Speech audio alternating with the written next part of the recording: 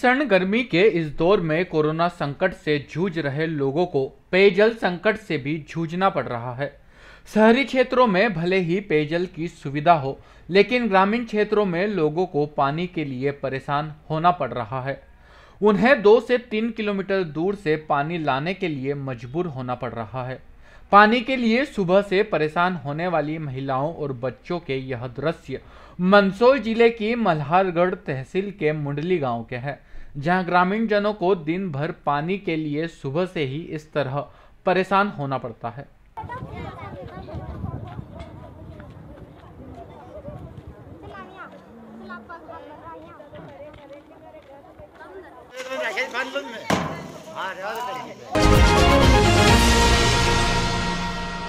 Lockdown में प्रतिबंध के बावजूद भी महाकाल मंदिर में सांठगांठ कर अपने परिचितों को दर्शन करवाना महाकाल मंदिर प्रबंध समिति के सहायक प्रशासनिक अधिकारी चंद्रशेखर जोशी को महंगा पड़ गया है। उन्हें तत्काल प्रभाव से महाकाल मंदिर के सहायक प्रशासनिक अधिकारी के पद से हटा दिया गया है और उन्हें उनके मूल पद भू अभिलेख शाखा में भेज दिया गया है। यहां आपको बता दें, 2 दिन पूर्व महाकाल मंदिर में जोशी ने सांठगांठ कर कुछ परिचितों को दर्शन करवाने की सुविधा दी थी। उज्जैन के नए पुलिस कप्तान मनोज सिंह भले ही लॉकडाउन को लेकर गंभीर हों और उज्जैन एसपी का पद संभालने के बाद से ही लॉकडाउन को लेकर सख्ती बरतने की बात कर रहे हों, लेकिन लॉकडाउन का उस तरह से पालन नहीं हो रहा है जिस तरह से होना चाहिए। लिहाजा अब पुलिस कप्तान को खुद ही सड़क पर उतरना पड़ा है।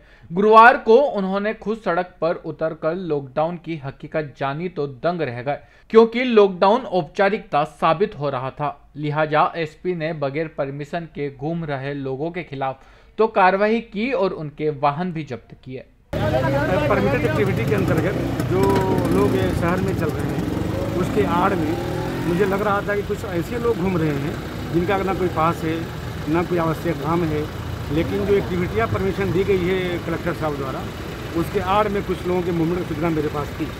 इसी क्रम में मैं आज औचक दिन निकला था निरीक्षण पे, और निकलने के बाद मैंने यह पाया कि वाकई कुछ लोग ऐसे हैं जिनका कोई काम नहीं है, परमिशन नहीं है, पास नहीं है, वो लोग भी मूवमेंट कर रहे हैं। कम से कम 50 लोगों के खिलाफ मैं खुद खड़ा होकर आज कार्रवाई किया हूँ, सबकी गाड़ियाँ जब्त कराया हूँ और सबको मैंने थाने भिजवाया। पुलिस कप्तान मनोज सिंह ने थाना प्रभारियों को कड़े शब्दों में चेतावनी देते हुए थाना प्रभारियों को 2 टूक कह दिया है कि अगर लॉकडाउन का पालन नहीं करवा सकते तो अपने पद से हट जाएं। उन्होंने चेतावनी दी कि लॉकडाउन का सही तरीके से पालन नहीं हुआ तो शहरी थानों के थाना प्रभारियों की सर्जरी करने में उन्हें देर नहीं लगेगी। मैं अपने जो भी अधीनस्थ थाना प्रभारी हैं, सीएसपी हैं, उनको मैंने आज थोड़ी चेतावनी दी है। यह बात बताया है कि मुझे पूर्णतः लॉकडाउन का परिणाम चाहिए।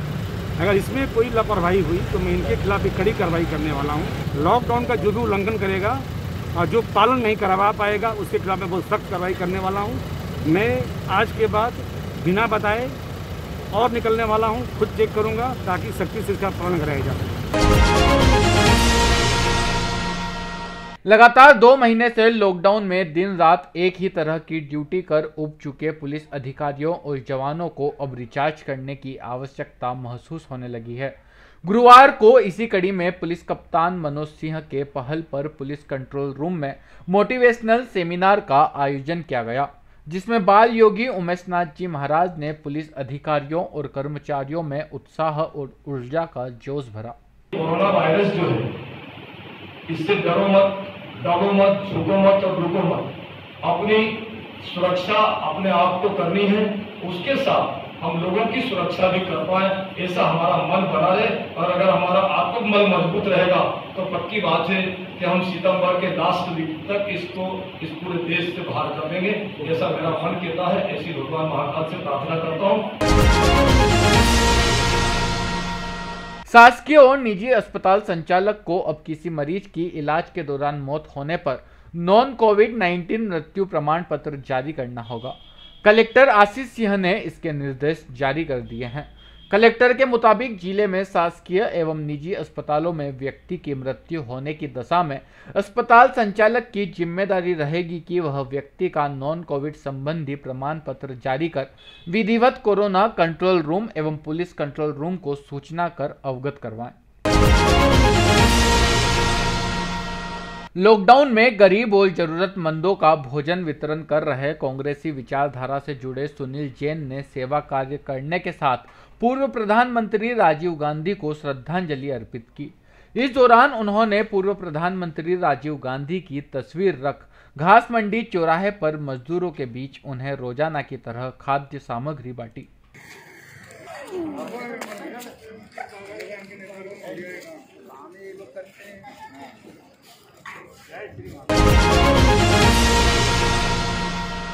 लॉकडाउन के इस कठिन दौर में इंसानों के खान पान का तो सब ध्यान रख रहे हैं, पर उन निरीह और मूक जानवरों का क्या जो इंसानों के बचे हुए भोजन पर आश्रित थे। कुछ लोग लॉकडाउन के इस कठिन दौर में भी निरीह मूक जानवरों को भोजन उपलब्ध करवा रहे हैं। कोई स्ट्रीट डॉग को दूध और टोस्ट खिला रहा है तो कोई लंगूरों को चना चिरौंजी।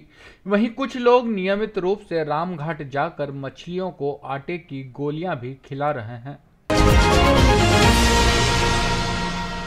लॉकडाउन में ड्यूटी दे रहे नीलगंगा थाने के एक आरक्षक की गुरुवार दोपहर अचानक मौत हो गई। दरअसल आरक्षक दोपहर को घर से ड्यूटी के लिए निकला था। अचानक घबराहट की शिकायत होने पर परिजन CHL ले गए। वहां चिकित्सकों ने मृत घोषित कर दिया। पुलिस के मुताबिक आरक्षक स्वस्थ था, कोई गंभीर बीमारी के लक्षण नहीं थे। अचानक तबीयत बिगड़ी और निधन हो गया। संभवतः हार्ट अटैक से आरक्षक की मृत्यु हुई है।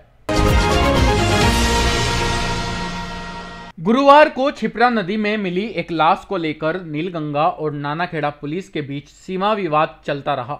दरअसल इंदौर रोड स्थित छिपरा के रेती घाट के समीप नदी में एक युवक की लाश मिलने की सूचना पर पहले नीलगंगा पुलिस पहुंची, लेकिन लाश नानाखेड़ा थाना क्षेत्र में बताकर लौट आई। बाद में नानाखेड़ा पुलिस पहुंची और लाश को नीलगंगा थाना क्षेत्र में बताकर बचने का प्रयास किया। मीडिया में मामला हाईलाइट होने पर जब अधिकारियों ने लताड़ लगाई, तब नीलगंगा पुलिस ने लाश को बरामद कर जांच शुरू की। लाश 2 से 3 दिन पुरानी लग रही है। मृतक की उम्र करीब 40 से 45 वर्ष की है। मालीपुरा में लगातार मिल रहे और कोरोना पॉजिटिव मरीजों को दृष्टिगत रखते हुए इस इलाके को कंटेनमेंट एरिया तो घोषित कर ही दिया गया है। यहां बतौर एहतियात सैनिटाइजेशन भी करवाया जा रहा है। गुरुवार को नगर निगम द्वारा देवास गेट से लेकर मालीपुरा के उन सभी इलाकों में सैनिटाइजेशन करवाया गया जो कोरोना संक्रमित हैं। संभागायुक्त आनंद शर्मा और IG राकेश गुप्ता ने गुरुवार को देवास का दौरा किया। इस दौरान उन्होंने देवास में कोरोना संक्रमण की रोकथाम के लिए किए जा रहे उपायों की समीक्षा तो की ही, साथ ही वहां से अपने गंतव्य स्थानों को जा रहे मजदूरों को भेजने की व्यवस्था का भी निरीक्षण किया। पुलिस अधीक्षक मनोज सिंह द्वारा नियमित रूप से शहर का भ्रमण कर लॉकडाउन की हकीकत तो जानी ही जा रही है। इस दौरान वे गरीबों और जरूरतमंदों को पुलिस के सहयोग से भोजन भी वितरित करवा रहे हैं। इसी कड़ी में पुलिस अधीक्षक द्वारा बुधवार की रात हरसिद्धि और महाकाल मंदिर क्षेत्र में गरीबों और जरूरतमंदों को भोजन वितरित किया गया। SP के मुताबिक उन्होंने सभी थाना प्रभारियों को निर्देश दिए हैं कि लॉकडाउन का पालन करवाने के साथ ही वे यहां भी देखें कि कोई गरीब और जरूरतमंद भूखा न रहे। हम आज भ्रमण कर रहे थे तो महाकाल थाना क्षेत्र के हरसिद्धि पाल के अंतर्गत कुछ ऐसे मजदूर दिखाई पड़े जिनसे उतर के बात की हमें। उन लोगों को मैंने भरोसा दिलाया और उन सबको खाना वितरण करके उनको संतुष्ट करने का प्रयास किया ताकि उनको दिक्कत न जाए।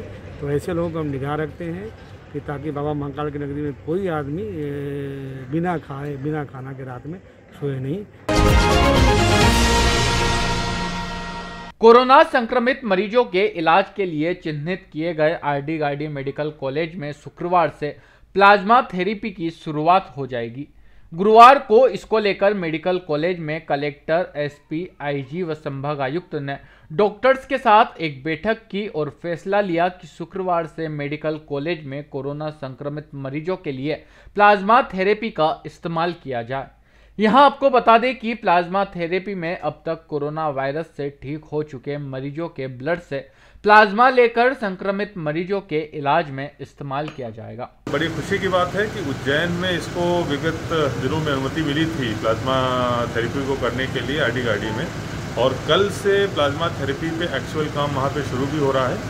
कल 12 बजे जो पहला डोनेट करने वाला प्लाज्मा का है व्यक्ति, जो पहले कोरोना का पेशेंट रहा है, वो आरडी गाड़ी में कल अपना ब्लड डोनेट कर रहा है। उज्जैन में कोरोना संक्रमित मरीजों का ग्राफ लगातार बढ़ता जा रहा है। दरअसल रोजाना हो रहे कोरोना ब्लास्ट से उज्जैन में कोरोना संक्रमित मरीजों का आंकड़ा 500 के करीब पहुंच गया है। बुधवार को उज्जैन में अब तक सबसे बड़े कोरोना ब्लास्ट हुआ और एक ही दिन में 62 कोरोना पॉजिटिव मरीज मिले। हालांकि जिम्मेदारों ने उज्जैन के लोगों को आश्वस्त किया है कि कोरोना से घबराने की जरूरत नहीं है, क्योंकि अब उज्जैन में कोरोना का रिकवरी रेट भी काफी बेहतर हो गया है। गुरुवार को अब्दालपुरा की 2 कोरोना संक्रमित महिलाएं और एक बच्चा कोरोना को हराकर अपने घर लौटे। इस दौरान लोगों ने घंटी और थाली बजाकर उनका स्वागत किया।